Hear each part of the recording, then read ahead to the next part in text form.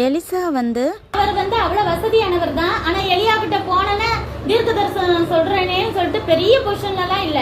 இந்த எலியா ஏதாவது சாப்பிட்டு கையை கழுவுறதுக்கு ஏதாவது இதை எடுத்து வைப்பா, இதை எடுத்து கொடுப்பா, இந்த வீட்டை கிளீன் பண்ணி விடுப்பா அப்படின்னு சொன்னா ஃபர்ஸ்ட் அந்த ஊழியம் தான் தேவன் செய்ய வைப்பாரு. சரியா? கிளீன் பண்ற ஊழியம், சின்ன சின்ன ஊழியத்தை செஞ்சாதான் அடுத்து பெரிய ஊழியமா கொடுப்பாரு.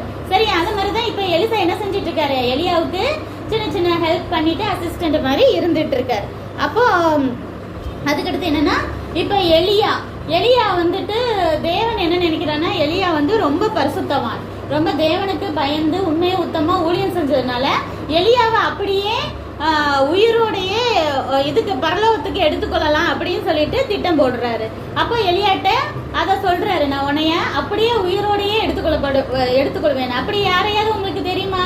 இறந்து தானே பரலோகத்துக்கு போவாங்க, இல்ல நரகத்துக்கோ எதுக்கோ போவாங்க. ஆனா தேவன் 2 பேரை தான் அப்போ தூக்கிட்டே போயிட்டாரு. யாருன்னா 2 பேரு, ஏனோக்கு, சொல்லுங்க, ஏனோக்கு, 2வது இந்த எலியா. அப்போ எலியாவை தூக்கிட்டு போலான்னு சொல்லிட்டாரு. அப்போ